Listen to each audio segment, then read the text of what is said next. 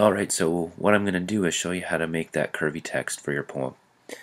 And the first thing we want to do is we want to import our picture. So yours is in your file, mine is here.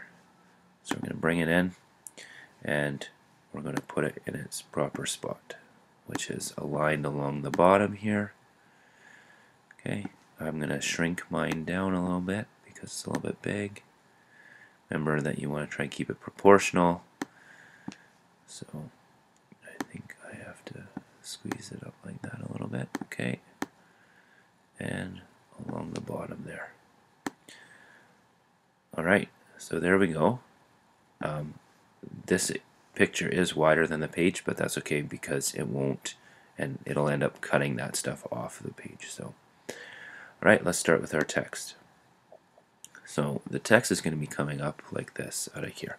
So what I want to first do is use the text tool and write one of my crazy thoughts. So I wonder what we will have for dinner. Maybe I should barbecue. Now barbecue spelled wrong, but I'm just going to do that for the sake of time. Now you're going to want to change the font to the one that you like. I've got all sorts of different fonts that I like, but maybe I like something like this, and we're going to make it around 14 or 16. Normal font is about 12 size, so maybe we'll stick it at 14. You can see that looks pretty small, but when I zoom in to a full-size page, so that's about full size, it's pretty good, and some of your lines will be pretty long. Okay, so let's leave that like that.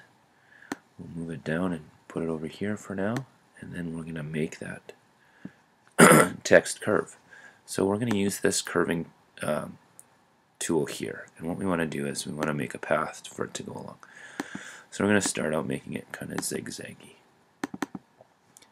You just double click at the end to finish it, and now I've got this zigzag, and right now if I put this along here it would be all zigzaggy. But what we want to do is we want to curve it. So what we're going to do is go up to this Edit Path by Nodes and click on that. And then we want to use this tool right here that converts the object to a path. And what that does now is it gives me the option to make this curvy. You can see that I can do all these cool curves, and I'll end up with nice curvy path instead of that weird straight looking path. Or now this might be a little bit too curvy